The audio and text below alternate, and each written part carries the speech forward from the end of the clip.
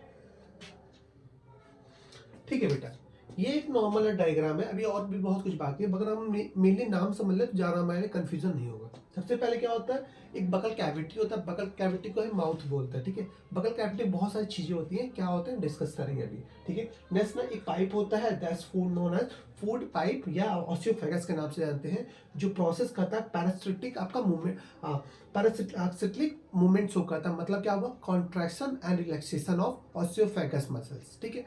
Next करेगा stomach, जो है ये क्या करेगा, आपका डाइजेशन ऑफ फूड करेगा। उसी तरह एक लीवर पार्ट है, लीवर के अंदर होते हैं गाल ब्लैडर, जो बाइल सीक्रेट स्टोर करते हैं, ये बाइल सीक्रेट करेगा, ये बाइल स्टोर करेगा, ठीक है।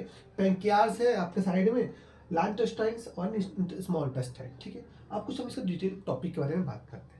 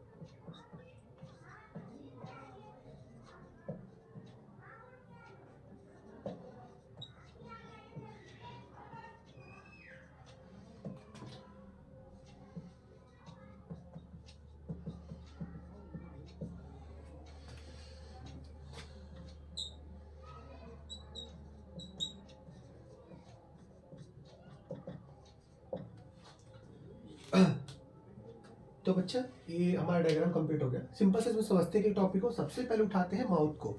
सिंपल सा माउथ में क्या होता है, माउथ में होता है इजेशन। इजेशन क्या होता है कि जिस प्रोसेस है ना आप फूड को लेते हो, the process of taking the food from the outside to inside the buccal cavity, इसी को बोलते हैं इंजेशन। तो इंजेशन से बाहर से फूड को लेना, ठीक है। अब ये जो लेते हैं हम लोग उसको बोलते हैं बकल कैविटी। ये क्या आपका हिस्सा, मुंह का बकल कैविटी। तो बकल कैविटी में क्या क्या होता है बेटा, सलाइवा होगा। सलाइवा में इंपॉर्टेंट थिंग सलाइवा। सलाइवा जो एक तरह का ट्रांसपेरेंट फ्लूइड होता है जो आपका, ठीक है। ये सलाइवा का काम क्या है, आपका फूड को डाइजेस्ट करना। दूसरा काम इसका एक और है आपका कि सलाइवा जो है ना एंटी बैक्टीरियल है। और तीसरा काम इसका एक और ले लें कि टीथ को ना लुब्रिकेट करने का भी काम करता है। टीथ को लुब्रिकेट भी सलाइवा ही करता है, राइट। उसी तरह बात करें नेक्स्ट जो बात करते हैं टीथ की बात करते हैं। टीथ क्या करेगा, इसके लिए टीथ लेकर टॉपिक हम यूज करेंगे टीथ को समझने के, क्योंकि बहुत ब्रॉड टॉपिक है, राइट। टीथ अभी समझते हैं कि जो फूड पार्टिकल हम बाहर से लेते हैं ना उसको छोटे छोटे हिस्से में तोड़ना जो होता है ना वो आपका टीथ करता है। नेक्स्ट बात करें टंग का। टंग का भी काम क्या है, फिर टंग का काम ये है कि जो हम फूड खाते हैं लेते हैं बाहर से, वो फूड को छोटे फॉर्म में जो तोड़ा जाता है ना वो फूड को हम बोलते हैं बोलस। कब बोलते हैं, जब फूड के चारों तरफ सलाइवा लग जाता है और बहुत सारे एंजाइम्स लग जाते हैं तो उसको हम उस फूड को बोलते हैं बोलस, जिसकी वजह से वो फूड बहुत स्लिपरी हो जाता है और आराम से जो आपका है फूड पाइप में आराम से पास हो जाता है, ठीक है। नेक्स्ट बात करते हैं म्यूकस के बारे में। और ठीक है, तो मतलब सलाइवा को मतलब फूड को रोटेट करना सलाइवा के साथ। दूसरा काम है कि टेस्ट करना, टंग का काम एक और है टेस्ट करना। और तीसरा काम है ना फूड को पुश करना, ठीक है। फूड को ना बॉडी के अंदर डालना ना पुश करना जो है ऑसियोफेगस में, वो भी आपका टंग का ही काम है, राइट। उसी तरह म्यूकस बात करते हैं। म्यूकस ना एक तरह एंटी बैक्टीरियल प्रॉपर्टी शो करता है, ठीक है। नेक्स्ट ना आपका एंजाइम्स बात करते हैं, ये इंपॉर्टेंट है, यहाँ से आपका क्वेश्चन आता है। एंजाइम क्या है बेटा, एंजाइम जो मुंह के अंदर पाता है उसको बोलते हैं स्लैवरी एमाइलेज। स्लैवरी एमाइलेज क्या होता है, ये एंजाइम क्या करता है, स्टार्च को कन्वर्ट करता है कार्बोहाइड्रेट या ग्लूकोज में कन्वर्ट करता है। तो सिंपल से क्या, जो आपको मीठा मीठा लगता है ना मुंह में, क्यों होता है, बिकॉज ऑफ कन्वर्जन होता है, राइट। और ये करता कौन है, स्लैवरी एमाइलेज। क्वेश्चन यहाँ आता है कि what is the function of salivary amylase. तो बेटा फंक्शन क्या है, स्लैवरी एमाइलेज का काम ये है कि स्टार्च को ग्लूकोज या कार्बोहाइड्रेट में चेंज करना, राइट। चलिए अब आते हैं नेक्स्ट टॉपिक पे, जो दूसरा हमारा क्या है, ये पहला हो गया। दूसरा हमारा क्या है, फूड पाइप। फूड पाइप को हम बोलते हैं ऑसियोफेगस। फूड पाइप ना वो पाथवे है जो कनेक्ट करता है माउथ और आपका पेट को, स्टमक को, ठीक है। तो food pipe it is a passage which connect the mouth and the stomach, ठीक है। फूड पाइप के अंदर होता है पैरासिटिक आपका मूवमेंट शो करता है। पैरासिटिक मूवमेंट क्या होता है, इसमें ये होता है कि फूड पाइप जो है कॉन्ट्रैक्शन और रिलैक्सेशन ऐसे कुछ शो करता है, मतलब कॉन्ट्रैक्ट और रिलैक्ट है, जिसकी वजह से जो फूड पार्टिकल जो कन्वर्ट होता है बोलस में ना वो आराम से पास हो जाए पेट के अंदर, ठीक है। तो एक तरह पैसेज का काम करता है और इसमें होता था एक मूवमेंट। सो मूवमेंट क्या बोलता है, contraction, rhythmic contraction and relaxation of the food pipe, ठीक है। इसी बोलते हैं पैरासिटिक मूवमेंट के बारे में, ठीक है। नेक्स्ट बात करें, अब आता है पेट की बात, ठीक है। तीसरा, ये दूसरा हो गया बेटा। पेट को बोलते हैं स्टमक बोलते हैं, पता है हमें। स्टमक के अंदर बेटा अलग अलग चीजें सीक्रेट होती हैं। स्टमक के अंदर सीक्रेट होता है hydrochloric enzyme, hydrochloric acid secret होता है। दूसरा जो होता है उसके अंदर म्यूकस की लेयर होता है, म्यूकस सीक्रेट होता है। और तीसरा जो होता है पैप्सिन होता है। हमारा तीनों से काम है, ठीक है। सबसे पहले समझते हैं म्यूकस का क्या काम है। म्यूकस का बेटा काम है ना कि जब एसिड पेट के अंदर बन रहा है ना तो एसिड को जो टिश्यू है ना आपका स्टमक के, उसको बचाना, प्रोटेक्ट करना फ्रॉम द एसिड। एसिड क्या काम है, एसिड क्या करेगा, दो काम करेगा। पहला वो काम करेगा जो हार्ड फूड पार्टिकल जो मुंह के अंदर पच नहीं पाया ना उसको डाइजेस्ट करेगा, उसको ना और छोटे पार्ट में डिवाइड करेगा और उसको हम बोलते हैं काइम। मतलब मुंह के अंदर बोलस बनाया गया और मतलब थोड़ा बड़ा पार्टिकल और पेट के अंदर एकदम पूरा लिक्विड डाल दिया, उसको बोलते हैं काइम, ठीक है। अब ये जो काइम है ना बेटा, ये काइम एसिड से मिल जाता है और एसिड से मिलकर एक काम और करेगा कि बैक्टीरिया जितने भी रहेंगे ना जो भी फूड के अंदर वो भी खत्म हो जाएंगे एसिड में, ठीक है। दूसरा काम ये है कि एसिड के प्रेजेंस में ना ये एक पैप्सिन एंजाइम होता है, ये पैप्सिन एक्टिवेट हो जाएगा। पैप्सिन एक्टिवेट याद रखिएगा, पैप्सिन एक्टिवेट कब होता है, in the presence of acidic medium. Acidic medium में ही एक्टिवेशन शो करेगा। अब पैप्सिन क्यों एक्टिवेट, फायदा क्या होगा, पैप्सिन एक्टिवेट होने से फायदा ये होगा कि जो फूड के अंदर प्रोटीन होगा ना वो फूड प्रोटीन चेंज हो जाएगा आपका अमाइनो एसिड में। मेनली देखो हमारा फूड जो है ना, तीन चीजें हम फूड से मिले, एक तो कार्बोहाइड्रेट्स, दूसरी बात करें प्रोटीन, तीसरी बात करें फैट। तो बेटा कार्बोहाइड्रेट ग्लूकोज में चेंज हो जाएगा, प्रोटीन है ना आपका अमाइनो एसिड में चेंज हो जाएगा, और जो फैट है ना आपका फैटी एसिड में चेंज हो जाएगा। ठीक है, तो 3 फॉर्म में आपको चेंज, जो उसमें से जो प्रोटीन का जो होता है पार्शियल डाइजेशन जो होता है ना आपका पेट के अंदर होता है, in the presence of pepsin inside. उसी तरह आपके कुछ इसके और भी पार्ट्स हैं। साइड में पेंकियास है, पेंकियास के पास क्या किसी पेंकियास 3 से सीक्रेट करता है। पैंक्रियाटिक जूस जो क्या करता है, पूरे मीडियम को एल्कलाइन नेचर बनाता है। मतलब ये क्या है, पैंक्रियाटिक जूस होता है एल्कलाइन नेचर का होता है, मतलब बेसिक नेचर का होता है। ये एसिडिक और ये बेसिक है। दूसरी बात करें ट्रिप्सिन, ट्रिप्सिन क्या करेगा, प्रोटीन डाइजेस्ट करेगा। उसी तरह लाइपेज क्या करेगा, ये इमल्सिफाई करेगा फैट को। इमल्सिफाइड मतलब क्या करेगा, फैट को डाइजेस्ट करने का काम करेगा, छोटे छोटे पार्टिकल और तोड़ देगा। ठीक है, चलो अब आगे करते हैं लीवर की बात। लीवर आपका है बगल में। लीवर क्या करता है, प्रोड्यूस बाइल करता है, और लीवर जो बाइल प्रोड्यूस करता है ना, उसका जो स्टोरेशन का काम है वो होता है गाल ब्लैडर या बाइल ग्लैंड भी इसको बोलते हैं। तो गाल ब्लैडर के अंदर स्टोरेशन का काम होगा लीवर का। और जब क्या होगा, जब दोनों पे जब फूड आएगा ना, फूड इसमें से पच के मतलब फूड जो काइम बन जाएगा ना, तो फूड जो इसमें आएगा ना, उसी दौरान क्या होगा, जो लीवर का सिक्रीशन है, जो बाइल है, और जो पेंक्रियास सिक्रीशन है, ये एंजाइम्स और प्लस आपका पेंक्रियाटिक जूस, ये सिक्रीशन ना, सब सिक्रीशन कहाँ आ जाएगा, स्मॉल इंटेस्टाइन में आ जाएगा। और ये आपका लास्ट आपका, तो स्मॉल इंटेस्टाइन में क्या होता है कि सारे जूस इसके अंदर आ जाएंगे। मतलब सारा जो डाइजेशन होगा स्मॉल इंटेस्टाइन में होगा। क्या डाइजेशन होगा, कार्बोहाइड्रेट, प्रोटीन और फैट। ठीक है, बाइल बेटा, बाइल का काम क्या है, बाइल का काम ये है आपका कि लार्ज जो ग्लोब्यूल मॉलिक्यूल फैट के ना, बड़े बड़े मॉलिक्यूल्स ना, वो छोटे पार्ट में तोड़ देना, बड़े मॉलिक्यूल छोटे पार्ट में तोड़ देना, और उसको बोलते हैं, ये बाइल का काम है। ठीक है, तो मतलब स्मॉल इंटेस्टाइन में ना सब कुछ डाइजेस्ट हो रहा है, राइट, कंप्लीट डाइजेशन हो रहा है। तो ये बोलते हैं small intestine it is site of complete digestion, जहाँ पे पूरा खाना आराम से पच जाएगा। स्मॉल इंटेस्टाइन में पूरा खाना आपका पचता है। दूसरा काम क्या होता है कि स्मॉल इंटेस्टाइन के अंदर हेयर लाइक स्ट्रक्चर पैदा है, इसको होता है विलाई।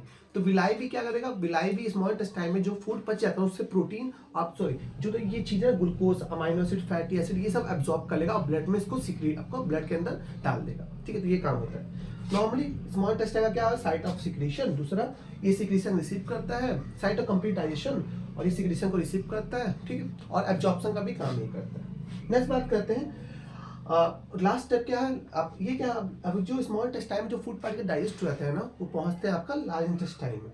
और लार्ज इंटेस्टाइन में क्या होता है, पास होता है लास्ट इंटेस्टाइन का। ये कुछ पार्ट जो इधर वाला पार्ट है ना, वो क्या होता है, उसको बोलते हैं अपेंडिक्स। अपेंडिक्स क्या होता है, ये नॉन फंक्शनल, हमारे बॉडी में ना नॉन फंक्शनल होता है। पहले ना ये इसका काम क्या है, अपेंडिक्स का नॉर्मली काम क्या है, सेलुलोज को डाइजेस्ट करने का काम। हमारी बॉडी में तो होता नहीं, बिकॉज हमारे पास एंजाइम्स नहीं पाए थे, हमारे पास बैक्टीरिया भी नहीं पाया था, राइट। तो इसीलिए ये आपका नॉन एक्टिव हमारे अंदर है। ठीक है, दूसरी बात है कि ये जो लार्ज इंटेस्टाइन जो है ना, वो पानी को भी एब्जॉर्ब करता है। वाटर जो एक्स्ट्रा वाटर होता है ना, उसको भी एब्जॉर्ब करेगा। जो एक्स्ट्रा साल्ट होता है ना, जो आपका अनडाइजेस्टेड फूड के अंदर होता है, उसको भी एब्जॉर्ब करने का काम करेगा। दूसरा का क्या करता है, इसके पास एक पोर्स होता है, ओपनिंग पोर्स जो बाहर तक खुलता है, दैट्स कॉल्ड द एनस। और एनस क्या होता है, म्यूस्टिएशन। म्यूस्टिएशन बेटा क्या होता है, एक प्रोसेस होता है जिसमें होता है कॉन्ट्रैक्शन, और जिसमें आपको सुसु लगती है, राइट। तो म्यूस्टिएशन से पता है कॉन्ट्रैक्शन है आपका एनस का, जिससे आपको आप बॉडी से वेस्ट चीज को बाहर रिमूव कर रहे हो। ठीक है, तो ये कुछ डाइजेशन का प्रोसेस है। ठीक है, तो मेनली क्या है, इजेशन, जहां से आपने खाना लिया। दूसरे स्टेप की बात करें तो यहाँ पे क्या हो रहा है बेटा, डाइजेशन। दूसरा स्टेप क्या होगा, डाइजेशन। ठीक है, डाइजेशन में क्या होता है, फूड डाइजेस्ट हो रहा है। अगर बोले साइड ऑफ डाइजेशन तो बेटा कौन कौन सी चीज है, माउथ का डाइजेशन हो रहा है पहला, दूसरा स्टमक का डाइजेशन हो रहा है दूसरा, और तीसरा क्या हो रहा है, स्मॉल इंटेस्टाइन। मतलब डाइजेशन तीन जगह पे आपका चल रहा है। उसी तरह बात करते हैं जो डाइजेस्टेबल फूड का ना, वो एब्जॉर्ब भी होता है। तो बेटा एब्जॉर्प्शन कहाँ होगा आपका, स्मॉल इंटेस्टाइन के अंदर एब्जॉर्प्शन होगा। तो तीसरा स्टेप क्या हो गया, एब्जॉर्प्शन।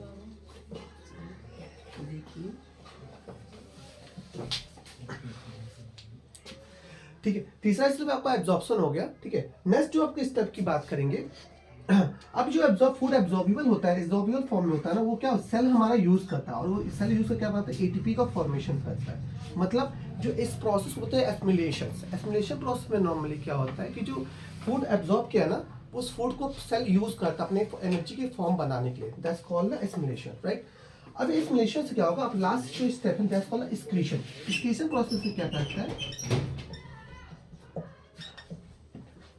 अब एक्सक्रीशन प्रोसेस क्या होता है कि प्लांटों के बाद जो बेस्ट प्रोडक्ट होता है ना, अपनी बॉडी से एक्सक्रीट आउट करता है, राइट।